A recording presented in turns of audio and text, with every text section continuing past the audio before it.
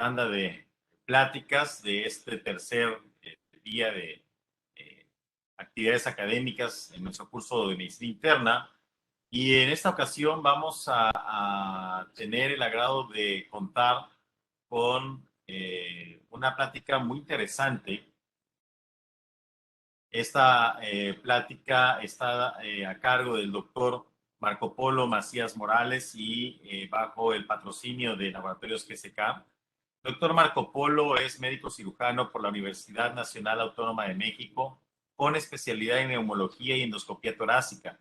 Ha colaborado en instituciones como el Hospital General de México y el Instituto Nacional de Ciencias Médicas y Nutrición Salvador Subirán. Cuenta con maestría en Ciencias Médicas por la UNAM. Ha sido docente en la Universidad West Hill y la UNAM. Ha participado como moderador y profesor de diversos foros científicos y congresos como el Congreso Nacional de Neumología y el Congreso Nacional de Medicina Interna, Congreso Latinoamericano de Tórax de la ALA. Sus principales áreas de experiencia son EPOC, asma, broncoscopía y tuberculosis pulmonar, y actualmente funge como gerente médico en el área de respiratorio de la farmacéutica GSK México. El doctor el día de hoy nos va a apoyar con el tema evaluación integral del paciente con EPOC. Bienvenido, doctor Macías, le cedo los micrófonos. Adelante. Muchísimas gracias, doctor Barra, por su amable presentación e invitación, y pues un enorme saludo a todos mis colegas que se encuentran conectados en este programa tan interesante, ya 3 días, y realmente un aplauso a todos los organizadores, que ha estado fabuloso toda la organización. Muchas gracias. Y bueno, sin más preámbulo, vamos a dar inicio con esta presentación, evaluación integral del paciente con EPOC. Hoy en día es sin duda un tema muy vigente. Nos encontramos y creo que cuando nosotros revisamos la información que teníamos de la enfermedad, sabíamos de que es una enfermedad con una alta prevalencia y en el cual nos iba a llegar el 2020 y se iba a convertir en la tercera causa de mortalidad. Y ahora pues ya hasta lo pasamos, y creo que con el tema del COVID hasta se nos ha olvidado un poco, pero es algo que está vigente, que está presente y que lamentablemente afecta a una gran cantidad de pacientes. Por ahí la animación se me pasó, pero era simplemente mostrar la definición, en la cual la definición es una definición larga establecida por Gold. Pero si vemos de otras organizaciones, son igual muy largas, que tratan de resumir parte de lo que es la fisiopatología de pacientes con exposición crónica a sustancias tóxicas, humo de leña, exposición con humo de biomasa o algunas otras sustancias tóxicas que ocasionan una remodelación bronquial, bronquiolar, alveolar, con pérdida de las uniones alveolares, dándonos las imágenes características de un paciente con enfisema pulmonar, y que esta obstrucción es una obstrucción que, a diferencia de otras enfermedades obstructivas como el asma, es una obstrucción no reversible, es decir, en la cual no suele verse esta reversibilidad en la espirometría, aunque ciertamente hay algunos pacientes que sí lo hacen, y que trae como consecuencia síntomas respiratorios persistentes. No es lo mismo que yo respire por un tubo de este tamaño que esté de este tamaño y que esté estrecho. Entonces, cuando le decimos a los pacientes, es como si estuviera respirando a través de un popote y le tapamos la nariz y lo ponemos a subir 3 pisos de escaleras. Entonces, evidentemente, esto va a traer como consecuencia que tenga esta dificultad para respirar, que no tenga el tiempo expiratorio suficiente para poder vaciar ese pulmón. Y vemos en las radiografías pulmones que están así, que están de este tamaño y que incluso a veces ni siquiera caben en la radiografía convencional. Y traigo esto a colación a manera de definición e introducción, ya que existen algunos conceptos que se han estado mencionando. Y creo que en los últimos, quizás yo les podría comentar, unos 3 años, en los dos principales congresos, el Congreso Americano de Neumología y el Congreso Europeo, que recién terminó la semana pasada, hablan mucho sobre el tema del desarrollo pulmonar. Y es que pareciera ser que cuando nosotros vemos el desarrollo pulmonar en un paciente normal, pues nosotros tenemos que durante la adolescencia este desarrollo pulmonar se va consolidando, y por ahí de los años de los 20 es cuando podemos tener nuestra máxima capacidad pulmonar. Por eso vemos las Olimpiadas, que también acá se acaban de terminar, pues están llenos de pura gente joven, que están al máximo, el 100% de sus capacidades, y que a partir de ahí surge algo que se llama envejecimiento, y que a medida de que vamos avanzando, pues vamos perdiendo función pulmonar. Y por supuesto, todos quisiéramos estar donde está esta línea verde que estoy señalando, y espero que se vea el cursor. Sin embargo, pueden suceder dos cosas que esto alteren la capacidad pulmonar que yo puedo tener a lo largo del resto de mi vida que tengo. Por un lado, que la tasa de deterioro o de pérdida de función pulmonar sea mucho más acelerada, como en este caso, y aunque yo haya partido de un adecuado desarrollo pulmonar, si mi tasa de deterioro pulmonar es muy acelerada, pues evidentemente a los 50 años pues no voy a tener la misma función pulmonar que un paciente que tiene una tasa de deterioro normal. Y si aquí en esto puedo salir en los valores normales o en el límite inferior de la normalidad, de acuerdo a la espirometría, a lo mejor aquí ya no. Y entonces aquí ya tengo datos característicos de un paciente con una neumopatía obstructiva.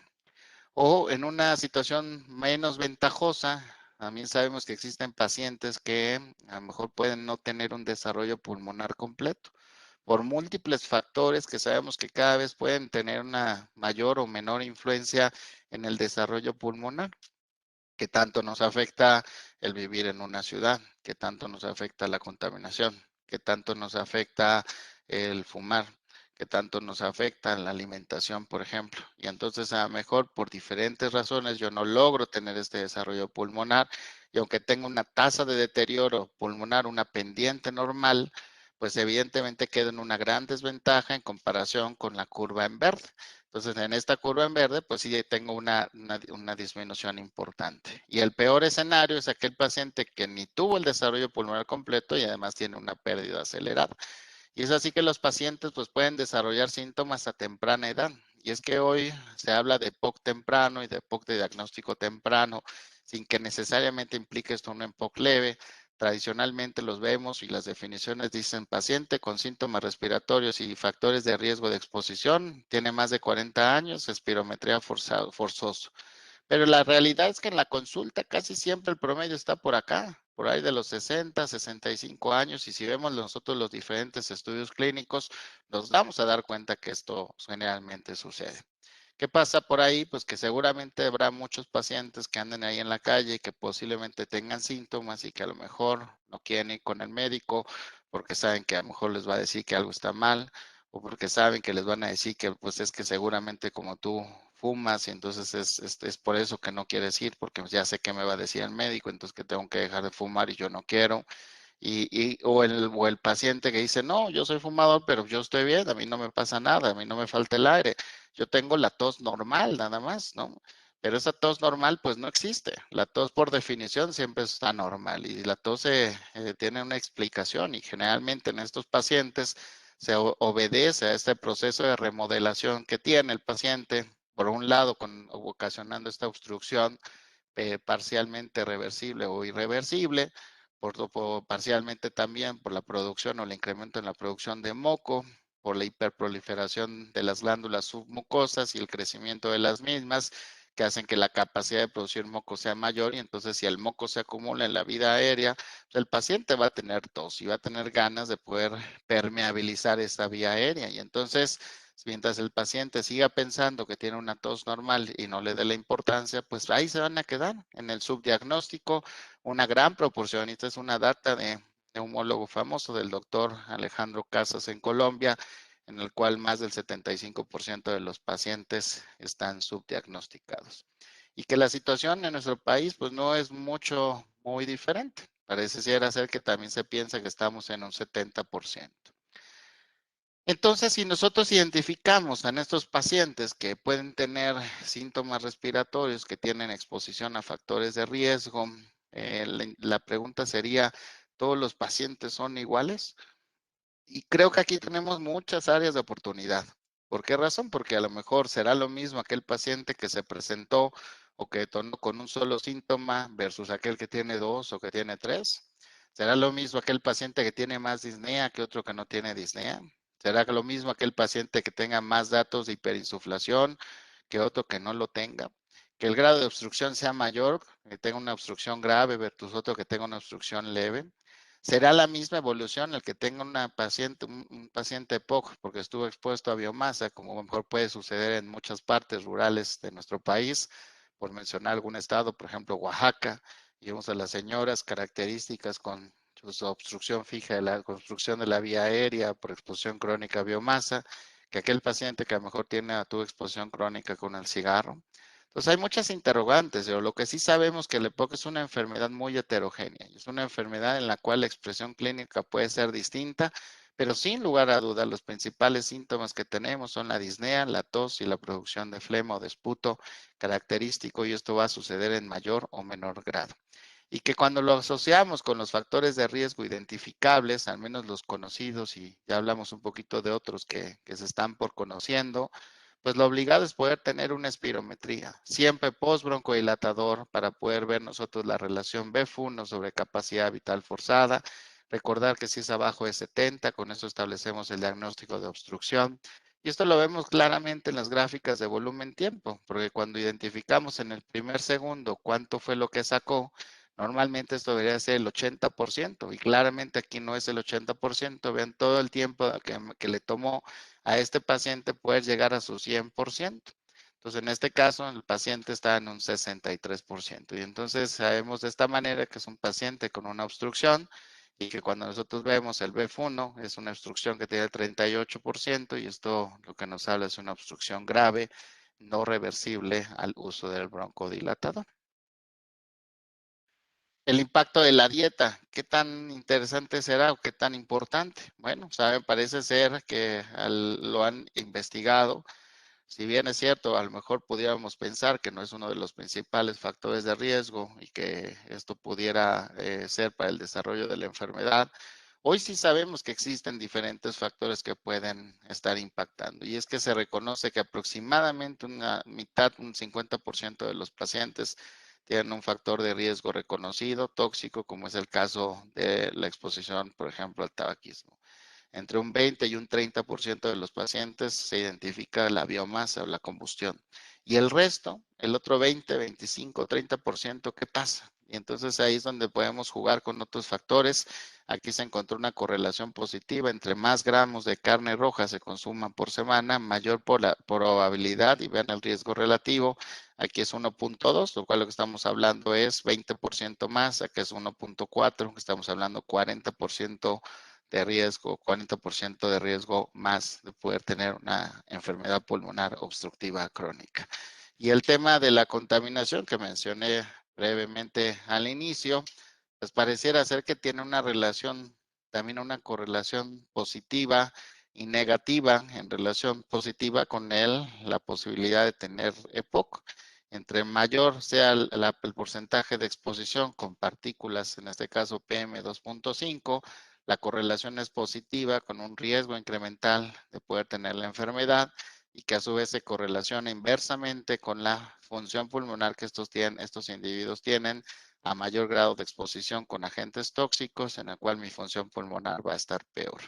Y entonces, evidentemente, en el contexto de un paciente neumópata, también combinar estos factores o el tema de la contaminación, pues pudiera ser no lo más recomendable para el paciente, y que sabemos que esto puede condicionar que el paciente tenga una crisis o tenga una exacerbación.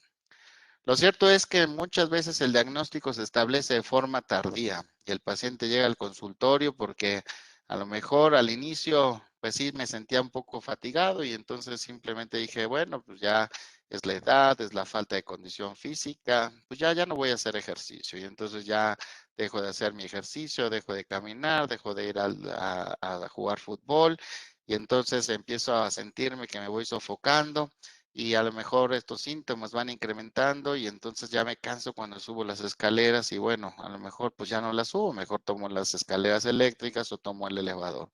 Y ya me doy cuenta que si camino y si dejo el coche lejos del súper o del mall, pues me fatigo, y entonces mejor siempre busco un lugar cerquita en donde me pueda yo estacionar. Y a veces, como el paciente hace estos ajustes y le pregunta a uno al paciente, oiga, ¿usted se siente mal? ¿Le falta el aire? No. Pero ¿cómo le va a faltar el aire si el paciente no tiene realmente un requerimiento alto o algo que lo rete a tener una mayor necesidad? Y se estaciona fuera de la casa y utiliza el elevador, etcétera. ¿Qué es lo que sucede? Que llega un momento en el cual esta caída de la función pulmonar expresada por el BF1, el volumen respiratorio forzado, en el primer segundo, suele ser tan acelerada que incluso ya estando en reposo, pues ya me fatigo. Con el simple hecho de dar unos pasos, pues ya me fatigo. Y en el peor de los escenarios, con actividades de la vida rutinaria, como el simple hecho de hablar, como el simple hecho de bañarme, como el simple hecho de vestirme, de poderme poner los calcetines, me sofoco, me canso, me agito, me late el corazón rápido, y entonces el paciente llega porque no puedo respirar. Me falta el aire. Generalmente cuando esto sucede es que el paciente ya lleva un buen tiempo teniendo estas limitaciones, en el cual ha notado que los síntomas que tenía de siempre, pues en los últimos meses han empeorado. El paciente se ha sentido peor los últimos meses y es porque la enfermedad va progresando o en su defecto el paciente está bajo una exacerbación de la enfermedad que ahorita abordaremos a continuación. Es así que nosotros pensamos en cómo hacer una medicina de precisión. Hay médicos que lo hacen estupendamente bien y seguramente ustedes son unos grandes ejemplos de esto. También los oncólogos que hacen un análisis detallado y minucioso y en el cual no solamente se fijan en el tamaño del tumor, sino en los bordes del tumor, si existe o no un plano de transición, en la estirpe histológica, en los estudios de inmunohistoquímica, en los estudios genéticos, en los marcadores tumorales para poder saber si determinada persona con un tumor que expresa o no expresa determinado biomarcador va a tener un mejor o un peor pronóstico. Y en base a eso poder determinar si el tratamiento A, el tratamiento B o el tratamiento C puede ser la mejor opción para el paciente. Hoy en EPOC estamos en ese camino, sin embargo, todavía tenemos mucho por recorrer.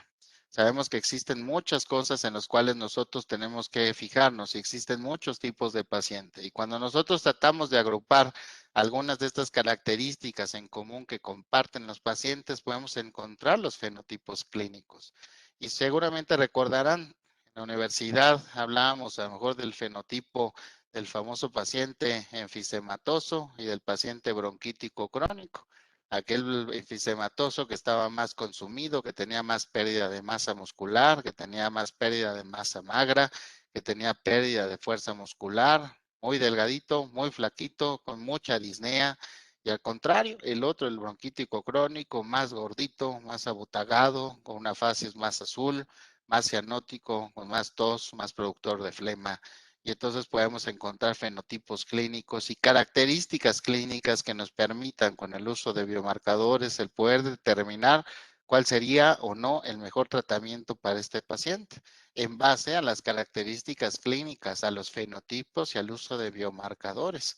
Y hoy hablamos de un concepto que seguramente lo habrán escuchado en otros, que son los rasgos tratables de la enfermedad. Es decir, estas características clínicas que yo puedo identificar en mi paciente que me van a marcar la diferencia entre saber si este paciente le va a ir peor o le va a ir mejor. Y es que hoy Gold establece que una vez de que yo establezco el diagnóstico de la obstrucción por medio de la espirometría, que esta es la parte que nos sirve para poder establecer el diagnóstico, las otras dos preguntas que me tengo yo que hacer siempre cuando esté frente a un paciente con EPOC es cómo están los síntomas de este paciente y cómo están las exacerbaciones de este paciente. Y tengo que hacerlo objetivo, ya sea con el CAT, que es este cuestionario sencillo de 8 preguntas que el paciente puede llenar de forma independiente, de 0 a 5, puntaje mínimo de 0, máximo de 40, que significa COPD, o sea, EPOC Assessment Test, o prueba de valoración de la EPOC, o la escala de disnea de la MMRC, Modified Medical Research Council, entonces que va de 0 a 4, en el cual 0 es un paciente normal y 4 es un paciente con mucha dificultad respiratoria, incluso en reposo o con actividades mínimas. Y estas son las dos primeras causas que me tengo que preguntar. ¿Por qué? Porque el rasgo tratable de la disnea, hoy sabemos que un paciente con disnea no solamente está mal porque el paciente se siente mal y no respira, sino porque tiene un impacto negativo en la calidad de vida de este paciente. Tiene un impacto negativo en la pérdida anual que va a tener de función pulmonar. Tiene un impacto negativo en el mayor riesgo que tiene de exacerbaciones graves, de visitas a urgencias, mayores complicaciones cardiovasculares, más hiperinsuflación dinámica, más hipertensión pulmonar secundaria, más cor pulmonale, es decir, peor pronóstico del paciente. Y no se digan las exacerbaciones. Por supuesto, no va a llegar ningún paciente que diga, doctor, parece ser que yo tengo EPOC y entonces tengo un MMRC de 3 y un CAT de 20. El año pasado tuve 2 exacerbaciones leves y una moderada. No, Esto tenemos que investigarlo y tenemos que preguntarle al paciente qué es lo que ha pasado. ¿Ha tenido episodios como esto? ¿Ha tenido cuadros en los cuales ha tenido estas crisis y estos deterioro de la función pulmonar, en el cual ha tenido más incremento en los síntomas? ¿Recuerda algún proceso respiratorio que haya tenido el año pasado, que le haya necesitado, que le haya costado varios días o semanas el poder sacar adelante, que haya estado con varios tratamientos, que haya estado con varios médicos? Y generalmente el paciente lo relaciona. Sí, doctor, siempre en temporada invernal algo me sucede, me pongo mal y tengo miedo y no quiero que me dé la tos del año pasado porque fue un evento muy terrible.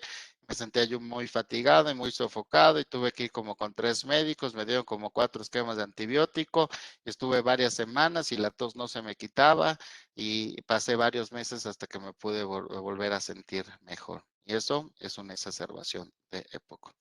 Y es que hoy tenemos diferentes, y este es un artículo publicado por el doctor Álvar Agusti en España, en el cual dice como si fuéramos un tablero de diferentes indicadores de nuestro vehículo, pues vemos tanta cantidad de información que puedo tener, tanta cantidad de marcadores que yo puedo tomar en consideración con mi paciente, y será igual si el paciente fuma o no fuma, será igual el paciente que tiene un deterioro del BF1 acelerado versus uno no, será igual el paciente que tiene muchas exacerbaciones versus aquel que tiene pocas exacerbaciones, o en relación con el impacto de la vida diaria, será igual el que tiene un MMRC de 2 que uno de 3 o de 4, o que tenga un CAT abajo de 10 o arriba de 10. Y es que esto pareciera ser que no es igual. Y entonces aquí es donde tenemos estos rasgos tratables del EPOC, en el cual nuevamente estos dos, la disnea, los síntomas respiratorios y las exacerbaciones, son dos rasgos tratables que se han identificado, que se sabe que van a implicar un peor pronóstico en el paciente. La próxima vez que tenga un paciente con sospecha de POC o diagnóstico de POC, porque yo ya le hice la espirometría, me tengo que preguntar estas dos cosas. ¿Con qué finalidad? De poder ofrecerle al tratamiento la mejor opción de tratamiento que le pueda hacer que el paciente se sienta mejor, respire mejor y que cambiemos el pronóstico de la enfermedad. Hoy las exacerbaciones, si hablábamos de la exacerbación por definición de Gold, es este incremento en los síntomas respiratorios habituales, es decir, el paciente normalmente tiene tos, tiene flema y tiene falta de aire. Pero hay un día en el cual el paciente se levanta y dice, hoy algo pasa, hoy me siento peor. Me siento mal, me siento intranquilo, siento que no respiro bien, siento que me falta el aire, me siento más congestionado del pecho, la flema está más espesa, no sé qué me sucede, quizás me pegó el frío en la noche. Salgo, me voy a trabajar, voy a mi trabajo y no sé, me siento intranquilo, siento que me estoy cansando, subí las escaleras, no respiro bien, decido regresar a casa, no sé, quizás fue un mal día. Despierto al día siguiente y la situación está igual. Empiezo a preocupar, utilizo mi medicamento de rescate. El tercer día le hablo al médico, le digo, oiga, algo sucede, algo pasa, me siento mal, la enfermedad está progresando, no sé qué ha pasado, tengo más disnea, tengo más tos, tengo más flema, la flema está fea, está espesa, y entonces esto incrementa en los síntomas respiratorios, que implica el poder hacer un ajuste en el tratamiento, llámese ajuste, incremento en el medicamento de rescate, llámese ajuste, ciclo corto de esteroide oral, llámese ajuste, necesidad de un antibiótico. Esta es la definición de exacerbación. Y si el paciente termina en urgencias o en hospital, es una exacerbación grave. Ahora vean, ¿qué nos dicen las exacerbaciones? Y esto es data de Torch, en el cual aquel paciente del lado izquierdo es aquel paciente que no tiene exacerbación y el del lado derecho es el que sí tiene una o más exacerbaciones. ¿Cómo está la tasa de deterioro de la función pulmonar expresado aquí en el eje de las Y en BEF1? En la tasa de deterioro que tienen los pacientes que no tienen exacerbaciones versus la tasa de los que sí tienen exacerbaciones. 65% más deterioro en la progresión de la enfermedad. 65% más en aquel paciente que sí tiene exacerbación versus aquel que no tuvo exacerbación. Por lo tanto, las exacerbaciones tienen un impacto negativo directamente en la pérdida de la función pulmonar. Y los síntomas, por supuesto que también se relacionan con exacerbaciones. Y si nosotros vemos exacerbaciones moderadas a graves y vean el MMRC, no es lo mismo uno que esté abajo de 2 que uno que esté arriba de 2. La diferencia es bastante notoria entre la tasa de exacerbaciones en los años previos en aquellos pacientes que tienen un MMRC de 2 o más, que como referencia para ustedes es si yo voy caminando con mi esposa o con un amigo y tenemos más o menos la misma edad, no le puedo mantener el paso. me fatigo, me canso, me falta el aire y tengo que hacer una pausa o tengo que caminar más despacio. O si tomo un tramo de escaleras, no lo alcanzo a hacer de manera adecuada, me fatigo, me canso, me agito. Ese es un MMRCD2. Y entonces, este paciente, a mayor síntomas, mayor probabilidad de exacerbaciones moderadas a graves. Asimismo, también aquellos que requieren esteroides y antibióticos, aquellos que requieren visitas, urgencias y hospitalización, y entonces los síntomas se relacionan, estos rasgos tratables, con las exacerbaciones. Hablemos de caminata y creo que una de las cosas que nosotros pensamos en nuestros pacientes, que siga siendo un paciente funcional, que siga siendo un paciente que tenga la capacidad de seguir haciendo su actividad rutinaria. A veces nos imaginamos al paciente con EPOC postrado en el sillón, ya viviendo sus últimos 3, 4 años de vida, en el cual va a estar conectado con el oxígeno y no va a haber nada que hacer. Y no, la gran mayoría de nuestros pacientes están ahí, son pacientes adultos, que funcionales, que trabajan, que tienen que salir a trabajar como todos nosotros y que muchos de ellos tienen que trabajar con estas dificultades y con estas limitaciones. ¿Qué es lo que queremos? Pues que el paciente camine bien. Y si nosotros le hiciéramos una caminata de 6 minutos a estos pacientes, nos vamos a dar cuenta, por ejemplo, en este caso, cerca de 350 metros, que mantiene de forma muy satisfactoria los 6, 12 y 24 meses. Está fabuloso. Pero ¿cuál es la diferencia entre estos de aquí contra los de arriba? Que el paciente de acá arriba pues tuvo exacerbación y entonces inmediatamente su capacidad funcional se cae, y esto lo vemos a lo largo del tiempo, en el cual si bien trata de recuperar, pareciera ser que nunca lo logra recuperar y al contrario, con el paso del tiempo se va deteriorando.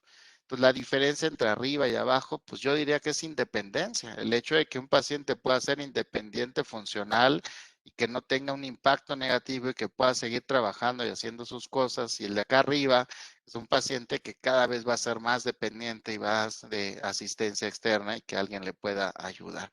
Y por supuesto, eso no es algo que queremos. ¿Y la diferencia cuál es? Que estos son no exacerbadores y estos son exacerbadores. Y si nosotros nos preguntamos, si nosotros tuviéramos EPOC, ¿de qué lado queremos estar? ¿De aquel paciente que sí tiene exacerbaciones o de aquel paciente que no tiene? Y es que todo recae en la calidad de vida, ¿no? ¿Y cuál va a ser la calidad de vida después de una exacerbación?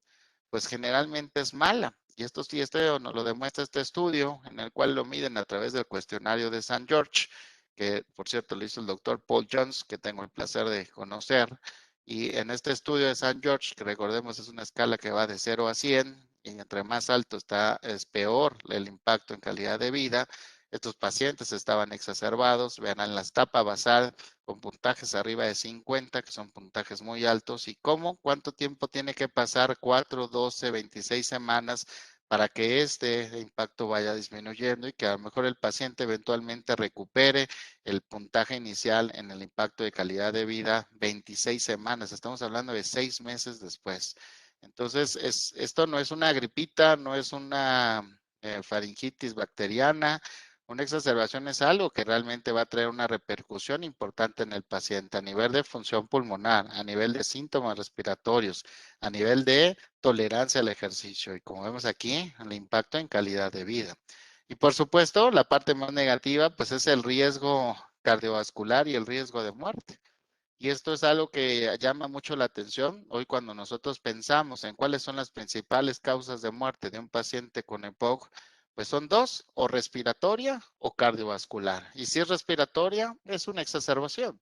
Y si es cardiovascular, puede ser cualquiera de estas, una variable compuesta entre muerte asociada a un evento cardiovascular, infarto, angina o ataque isquémico transitorio. Y vean, en aquellos pacientes que tienen exacerbaciones graves, y esto lo sé porque son aquellos que requirieron hospitalización, en los primeros 30 días de la enfermedad, el riesgo que tienen es de 10 a 9 veces más posibilidad de tener muerte, infarto, angina o ataque isquémico transitorio en los primeros 30 días del paciente que tiene una exacerbación grave.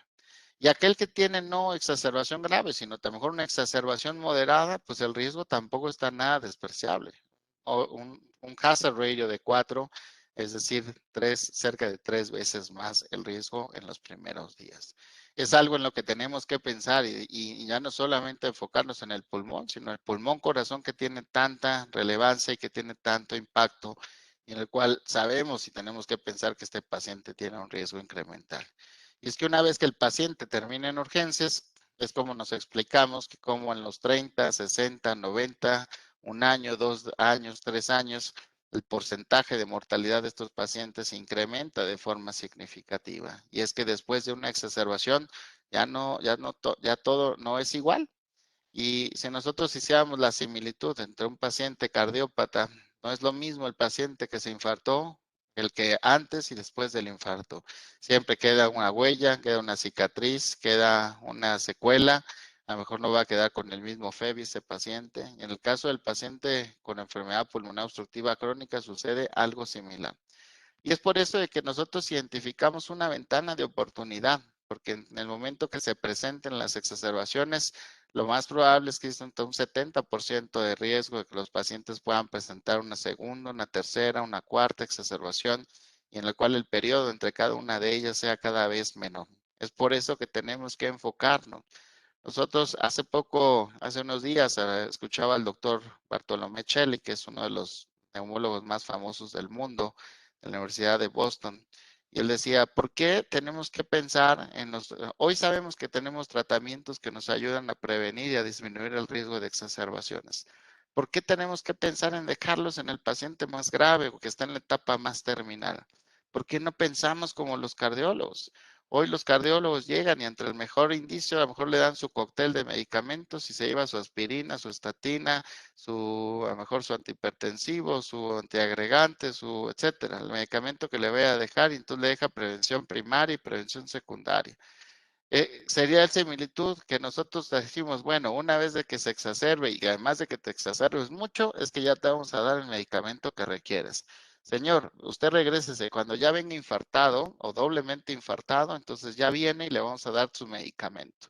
Entonces, dice, no hace sentido esto. Tenemos que pensar y de hecho pensar hacer diagnósticos más tempranos, el migrar la curva en lugar de 60, 40 o incluso antes, el dejar de pensar también en la espirometría como una prueba de enfermedad y empezarla a ver como una prueba de salud, en el cual yo desde temprana edad voy viendo cómo va mi progresión, cómo está mi función pulmonar, con cada determinado tiempo el estar evaluando cómo está y ver si no estoy teniendo una pérdida acelerada de mi función pulmonar, con la finalidad de poder prevenir y poder dar tratamiento de forma oportuna y evitar tanto discapacidad que se ocasiona por la enfermedad. Porque les repito, hoy es la tercera causa de mortalidad a nivel mundial. Pero ¿cómo saber si un paciente que va llegando y que yo no conozco es un paciente que tiene riesgo de exacerbación? Y es que esta pregunta se la han hecho muchos, como ¿cómo identifico? ¿Qué le mido al paciente para que me diga, tú sí eres candidato a exacerbar o no exacerbar? Bueno, este artículo del New England Journal of Medicine hizo la medición de diferentes factores y lo que se encontró es que aquellos pacientes que habían tenido antecedente de exacerbación en el año previo, vean el riesgo, el odds ratio que tenían estos pacientes. 5.7, casi 5 veces más frecuente que un paciente que haya tenido una exacerbación en el año previo vaya a presentar otra exacerbación. Si veíamos la función pulmonar, 1.11, no, aunque fue estadísticamente significativo, solamente un 11% más de riesgo. Si vemos San George, 1.07, tampoco significativo. Antecedente de reflujo, vean este sí, 2, uno es el doble de probabilidad de que mi paciente, si tiene reflujo, vaya a presentar exacerbación y estos son los leucocitos. Entonces, no tenemos bolas mágicas para poder saber, pero sí podemos tratar de identificar en este paciente que a lo mejor cómo estuvo el año pasado. Y si es un paciente que tuvo exacerbación, vamos a cuidarlos, vamos a protegerlo, vamos a hacer todo lo que esté en nuestras manos con la finalidad de poderle disminuir el riesgo de que presente una nueva exacerbación. Porque hoy sabemos del impacto negativo que tienen las exacerbaciones en el paciente, no solamente en sus síntomas, no solo en su calidad de vida, no solo en su tolerancia al ejercicio, no solo en su deterioro en la función pulmonar, sino en el riesgo cardiovascular y en el riesgo de muerte que tienen. Es por eso que hoy Gold establece y nos establece guías y dice cuándo podemos iniciar un tratamiento con un esteroide inhalado en los pacientes, por supuesto combinado siempre con broncodilatadores de larga acción. Y te dice, tú puedes considerar el uso desde el paciente que presente una exacerbación moderada. Y repito, Una exacerbación moderada es aquel paciente que tiene incrementos de los síntomas respiratorios, llámese disnea, tos o flema, que requirió un tratamiento con esteroide oral o con antibiótico. Desde un paciente que tiene una exacerbación moderada y sus eosinófilos séricos están entre 100 y 300, este paciente es un paciente que se puede beneficiar del uso de un esteroide inhalado, porque hoy en día es el medicamento que mejor, que más evidencia tiene para disminución en el riesgo de exacerbaciones en los pacientes con EPOC. Donde tenemos una recomendación muy fuerte en aquel paciente que tiene exacerbaciones graves, en aquel paciente que tiene exacerbaciones frecuentes, en aquel paciente que tiene eosinófilos más de 300, aquel paciente que tiene o tuvo el antecedente de asma. Y entonces estos pacientes aún se van a beneficiar más. Es decir, si un paciente tiene 100 eosinófilos y otro tiene 200, ¿quién se va a beneficiar más? El que tiene 200, pero ambos se van a beneficiar. Si un paciente tiene 300, versus el de 200, ¿quién se beneficia más? El que tiene 300. ¿Y en qué está el beneficio? En disminución en el riesgo de exacerbaciones en el paciente. Hoy, con el simple hecho de medirle una biometría hemática a mi paciente, si tiene eosinófilos en este rango y si es un paciente con exacerbaciones, yo sé que este paciente se va a beneficiar de un tratamiento esteroideo en combinación con broncodilatador para disminución en el riesgo de exacerbación y que eventualmente puede determinar en una disminución en el riesgo de mortalidad en el paciente.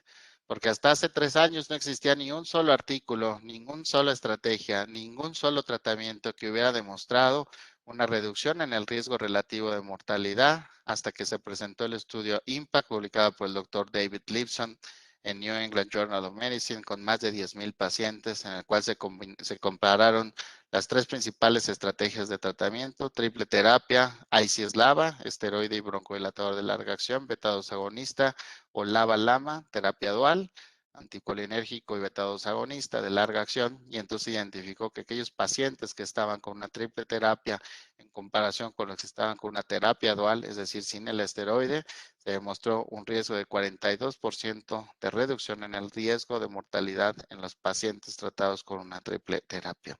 Y es que hoy es la primera vez que lo vemos. Por supuesto, hubo escepticismo al respecto, pero cada vez hay más evidencia.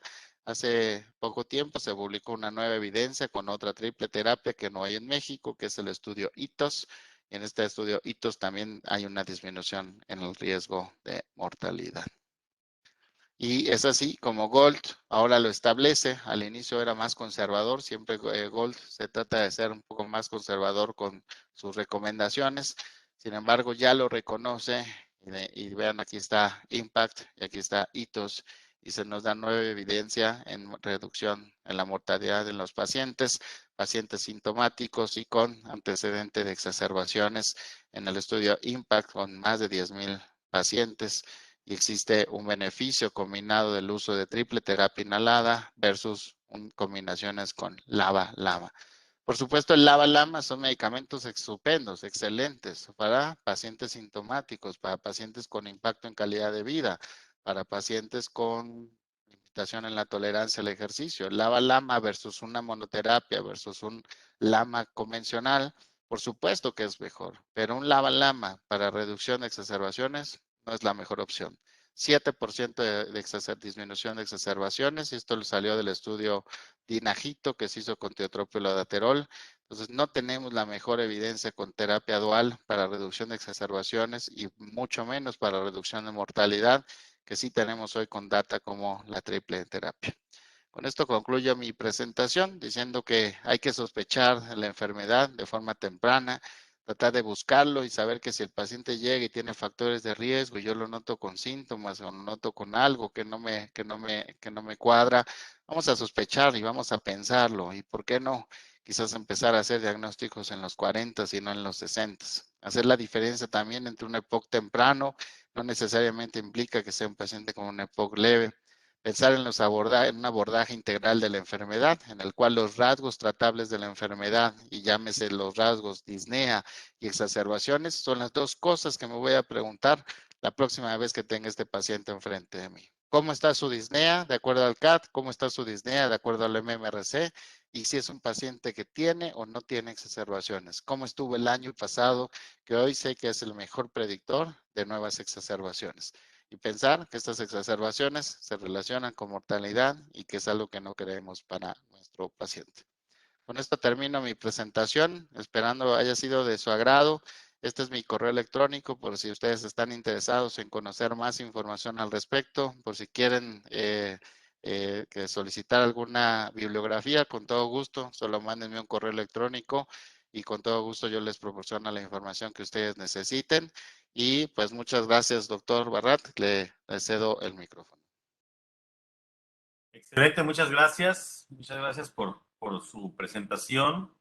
Efectivamente, como usted comentó, es una patología que a veces ni pacientes ni médicos rascamos mucho, ¿no? Y como que la creemos algo normal. Esa frase clásica de es la tos normal, eso lo oímos todos los días, ¿no? Y pues sí, efectivamente una tos nunca va a ser normal. Nos Correcto. pregunta aquí la doctora Clara Rosales, ¿qué nos puede decir del patrón espirométrico de los pacientes con síndrome de transposición EPOC-asma y qué estrategia de tratamiento sugiere para impactar en la capacidad funcional y calidad de vida? Sí, muchas gracias, muy buena pregunta. Esta parte del síndrome de sobreposición es súper polémica y creo que, que esto detona de una falta de una definición estándar. Y creo que Gold que se sacó de problemas estos últimos años y dijo, pues no, no existe. Y entonces lo sacó de Gold y entonces dijo, ya no existe el EPOC asma. Existen pacientes con EPOC, existen pacientes con asma y existen pacientes que tienen EPOC y asma, pero no lo ven como una enfermedad en conjunto. Los españoles no, los españoles sí lo siguen viendo igual y lo siguen incluyendo en sus guías de EPOC y entonces sí lo ven de manera conjunta. Lo cierto es que existen estos pacientes, doctor, y estos pacientes son pacientes que generalmente responden muy bien al broncodilatador y cuando nosotros vemos las espirometrías hacen algo similar al paciente asmático, es decir, vemos reversibilidad mayor de 200 mililitros en el BF1, más del 12%, pero la diferencia con el paciente asmático es que no normaliza el BF1 y generalmente el asmático sí. Entonces, a lo mejor del asmático andaba en, no sé, en 60% de BF1 y después del broncodilatador llega a 80%, es decir, normaliza, el paciente con EPOC no va a normalizar, pero sí tiene una respuesta muy significativa en los valores que yo le mencioné. En la segunda parte de la pregunta es cómo que responden bien estos pacientes los esteroides. Estos pacientes, el hacer una asociación con un broncodilatador, es decir, un ICS-LABA, un esteroide con un beta-2 agonista o una triple terapia si fuera el caso, es decir, dos broncodilatadores y un esteroide es lo principal. Se ha visto que estos pacientes responden muy bien al uso de esteroides inhalados, doctor. Muy bien, otra de las cosas bien importantes es que a veces como que el abordaje diagnóstico lo andamos desviando, ¿no? Por ejemplo, queremos hacer diagnóstico de esos pacientes con radiografías de tórax, pero no estamos ni pidiendo espirometrías, ni pidiendo, por ejemplo, conteos de eosinófilos, ¿no? Para poder definir cuál responderá más a esteroides o no. Y eso es algo fundamental. Incluso ha habido campañas por varios de los laboratorios que manejan medicamentos para EPOC, precisamente para favorecer esta utilización más apegada a las espirometrías, ¿no? Sí, es correcto. Y es que creo que existe una gran área de oportunidad, doctor, en el conocimiento de la espirometría, ¿no? Creo que tengo la oportunidad de platicar con muchos médicos a nivel nacional, médicos de primer contacto, médicos generales, y lamentablemente, pues muchos no tienen, y no, incluso y me incluyo, no teníamos la capacidad y el entrenamiento para poder revisarlo. Y a veces los vemos, los reportes, y vemos tanto número y creemos que es una cosa extremadamente compleja. Y a mí textual me lo han dicho, doctor, es que luego para qué le pido esto si no sé ni qué voy a hacerle. O sea, no lo sé ni leer y luego ya que tal dice gastar el paciente y no voy a saber ni qué decirle, ¿no? Entonces mejor pues no se lo pido. Y si nosotros viéramos, es infinitamente más complejo interpretar un electrocardiograma que una espirometría, ¿no? Entonces creo que tenemos un área de oportunidad en temas de educación de la espirometría, el poder identificar qué es lo que debo de ver, qué me va a servir, qué factores tengo que tomar en cuenta y en base a eso poder tomar decisiones más fundamentadas. Por supuesto, la radiografía es y seguirá siendo uno de nuestros caballitos de batalla, ¿verdad? Para saber por dónde nos orientamos, si es algo agudo, si es algo crónico, si tiene un patrón de ocupación alveolar o si es un vidrio despolido o si es más hacia un patrón de fibrosis pulmonar, etcétera. Por supuesto, va a ser de utilidad, pero lamentablemente es muy poco específico. Entonces, no vamos a poder integrar un diagnóstico de neumopatía obstructiva con una radiografía. Entonces, sí hay que pensar y hay que hacer esta conciencia de empezar a solicitar más las espirometrías, el poder fundamentar más estos diagnósticos y, por supuesto, tratar de una manera más temprana. Sí, es que como dice, es cierto, porque uno pide un estudio, por ejemplo, algunos compañeros pedirán una espirometría y quieren que la espirometría les diga EPOC o asma o tal, y muchas, dependiendo de cómo lo reporten, pues nos dicen FEB1 pre de tanto, FEB1 post de tanto, recuperación, y ahí están los datos y tú interprétala, ¿no? Y eso es lo que algunos compañeros tal vez tienen la dificultad y sí estaría muy prudente aumentar la cantidad de talleres de interpretación de espirometrías, ¿no? Precisamente para que podamos hacer un mayor uso de las mismas.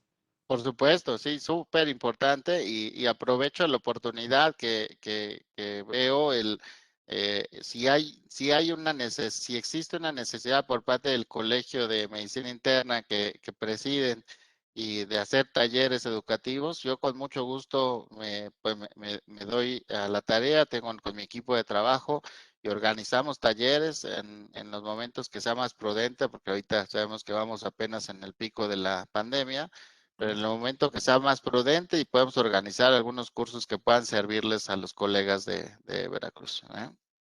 Estaría excelente, estaría excelente.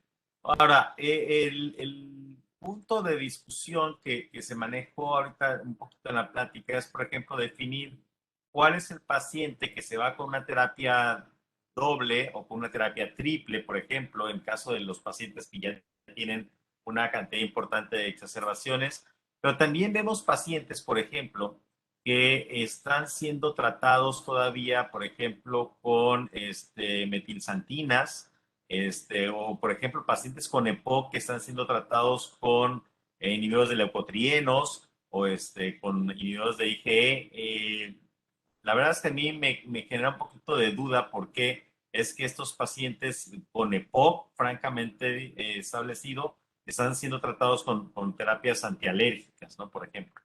Sí, es correcto, creo que es una confusión. Yo creo que hubo una confusión de mucho tiempo porque el asma y el EPOC se abordaban de manera general conjunta, incluso compartían guías y desde hace ya pues varios años pues esto se maneja de forma separada porque si bien son enfermedades obstructivas pulmonares que comparten cierta fisiopatología, pues son enfermedades distintas y en el cual la respuesta al tratamiento es distinta. Entonces, yo creo que por ahí queda el mal hábito, doctor, de pensar que a lo mejor estos medicamentos van a tener alguna función.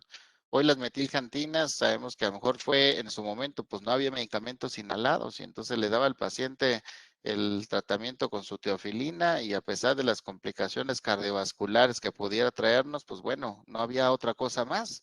Desde el advenimiento de los broncodilatadores de larga acción, como el LAMA, que lo sabemos desde hace como 15 años que vino, pues vino a revolucionar la manera de ver, tratar y abordar al paciente con EPOC. Y a partir de ahí, pues se vino toda una revolución de inhaladores que hoy sabemos que son medicamentos seguros, son medicamentos confiables, son medicamentos que tienen poca biodisponibilidad, es decir, que la capacidad de eventos adversos sistémicos es muy baja por esta baja biodisponibilidad sistémica. Y entonces vino a cambiar las cosas. Hoy las metiljantinas están en un tercera, yo le diría cuarta línea de tratamiento, la verdad es que no hay que pensarlos. Hoy creo que también muchos pacientes pueden estar solo con su salbutamol o con su salbutamol hipertropio, porque el paciente llega al consultorio y le dice que tiene disnea, le falta el aire, tengo síntomas, y aunque a lo mejor por ahí pensamos que pudiera ser EPOC, pues póngase este aerosol y ahí se lo pone 2 cada 8 y pues ahí se va, ¿no? Y eso evidentemente no es una buena opción para el paciente, porque aunque a lo mejor en ese momento le pueda ayudar, porque si el paciente está exacerbado, si el paciente tiene espasmo, pues me pongo el salbutamol, me voy a sentir mejor.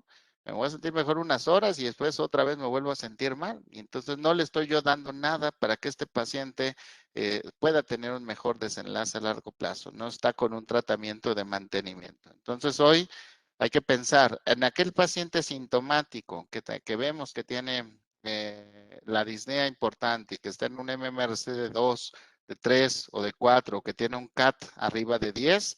Hoy la broncodilatación dual es la mejor opción para este paciente versus un tratamiento con monoterapia. Pero si este paciente además tiene desde una exacerbación moderada, llámese 1, 2, 3 y está con eosinófilos entre 100 y 300, la adición de un esteroide inhalado será la mejor alternativa para este paciente, es decir, un tratamiento con triple terapia, doctor. Está Ya, pero sí, de ah, hecho, sí. Sí, de hecho, era mi siguiente cuestionamiento, que efectivamente muchos pacientes siguen siendo tratados con salbutamol cada 8 como parte de una terapia base, cuando ya está bien demostrado que los ABA, como el salbutamol, son exclusivamente de rescate, ¿no? Y tenemos que migrar precisamente a terapias que han demostrado una disminución de exacerbaciones y no que eviten la progresión del EPOC, porque eso todavía no se ha visto, pero sí un aplanamiento en la velocidad de deterioro. Tenemos aquí una pregunta de un doctor y es muy válido porque pues este curso tiene alcances a varios lugares que no tienen tal vez la infraestructura que tenemos, por ejemplo, en la ciudad de Veracruz. Y nos dice, si yo no tengo a la mano, por la localidad donde habito, o si los pacientes no se pueden realizar una espirometría, ¿qué tanto pudiera ayudar el utilizar un flujómetro? Y yo miré un poquito más allá, por ejemplo, estos aparatitos que estuvieron distribuyendo hace un tiempo, que son los famosos Pico 6, que son como para utilizar en consultorio. ¿Qué tanto nos puede ayudar? fíjense que hay información relevante en eso, en el cual, de hecho, hay un estudio en el cual midió flujometría en combinación con un cuestionario, que es el cuestionario Capture. Es un cuestionario muy sencillo de 5 preguntas en el cual el paciente responde. Y cuando tú correlacionas este cuestionario con el valor de flujometría, el área bajo la curva que nos da para establecer el diagnóstico de la enfermedad es bastante bueno, es alrededor de 0.8. Entonces estamos hablando de que un paciente que a lo mejor tenga estas limitaciones y que no tiene a la mano porque no tiene, no puede, no sabe, no hay, etcétera, espirometrías, creo que podemos hacer uso y sería válido. No, hoy no es algo que esté en las guías como tal, le mentiría si le digo esto, pero creo que es válido esto, al combinarlos con los cuestionarios hoy que conocemos de evaluación del paciente con EPOC y verle su valor de flujometría. Nosotros podemos saber en base a su edad, su sexo, su estatura, cuál sería su flujo máximo que estoy esperando. Y si el paciente no está logrando este flujo máximo y está al 80% y además tiene síntomas respiratorios y además el paciente tiene antecedentes o factores de riesgo, lo más probable, doctor, es que este paciente tenga EPOC.